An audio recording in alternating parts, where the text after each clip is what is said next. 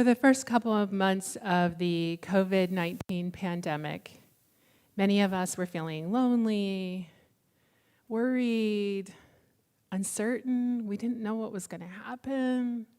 None of us had ever been through a pandemic before.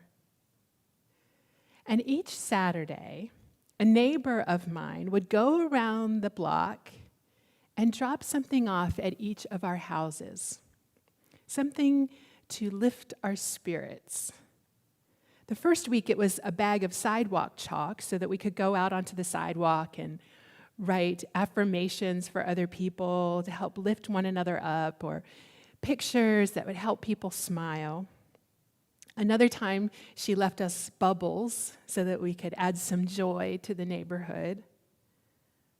Another time, she gave us sunflower seeds to plant to bring some color into our neighborhood. We have now 3 of our seeds have turned into plants that are about that big. Very excited. And one of the times, she left in our mailbox a really colorful sign with all these flowers on it, and it said, "We're all in this together." And she asked each of us to hang that in a window in the front of our houses so that when people walk by, they could remember, no matter how scary, no matter how uncertain, no matter how worried we might be about this virus and this pandemic, we're all in this together. And so we remember to support one another, and we remember to lean on one another when we need support. That sign's still hanging in our window by our front door. Also, during this time, there have been a lot of protests happening here in Wilmington and around the country. People are using their voices to remind everyone that hundreds of years ago, people started spreading lies that white people are better than other people who aren't white. In fact, way back when those lies were getting started, there wasn't even such a thing as white people. Some people with light-colored skin made up this idea of white people or black people so that they could pretend that anyone who didn't have light skin was not as good. And so they made up this term white so that they could say that people who were white or who had light skin were better than people who weren't. It's like they forgot that all people are good and beautiful. They forgot that a variety of difference is wonderful. They forgot that we're supposed to watch out for one another and lean on one another when we need to. The people who saw themselves as better than others started to be afraid of those whose skin was darker. And they started to treat them really, really badly. And that's still happening today. The protests that are happening are because people of all different skin colors and shades are saying that we have got to stop pretending that some people are better than other people. Last Friday, I went to a protest in downtown Wilmington. There were a whole lot of people there marching and holding signs and demanding that we make this world a safe and loving place for every single person. And as I was walking downtown to head toward the protest, I had on my Black Lives Matter t-shirt, and I had on my mask. I was trying to be safe. I had my hand sanitizer in my pocket. And I was walking toward the protest, and a black man stopped me. And he said, "Hey." And I turned and looked at him, and he waited to speak until I had made eye contact with him. And he looked into my eyes, and he said, "Thank you." And in that moment, I felt kind of sad, and I felt kind of grateful. I was sad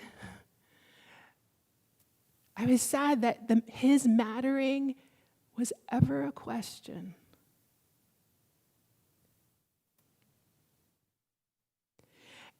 And was grateful because now I have this other person that I get to carry in my heart. When I go to protest, this other person that I carry in my heart when I want to remember the words about how one person's liberation is tied up in my liberation. No one is free until we are all free. I will remember him. And I will remember George Floyd, not simply as a stranger in the news, but as if he were my friend or my cousin or my brother or my son, because he is all of those things to people. And I will remember countless others who need us to be sharing messages of love and protest, whether with sidewalk chalk outside of our house, or signs at a protest, or conversations with one another and our local and national leaders. Today we are celebrating and honoring our diversity with Flower Communion. During life's happiest moments and during life's worst moments, there are often flowers present. At weddings, we often have flowers. On a first date, someone might give someone flowers. When someone is sick, someone might bring them flowers. When we have a memorial service or a funeral, there are often flowers.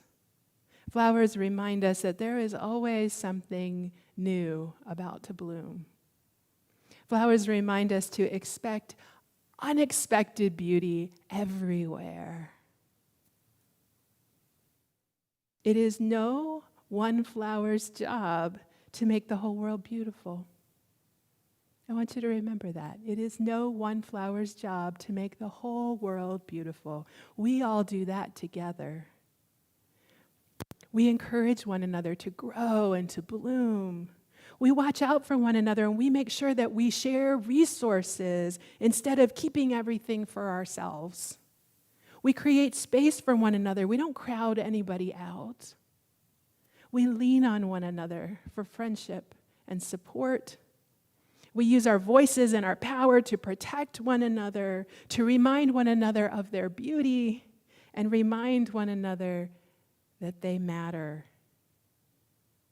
Because everyone matters. And we act as if that is so in everything we do and in everything we say. We celebrate that no one flower or person is better than another. So let us remember that in all manner of things, we are all in this together.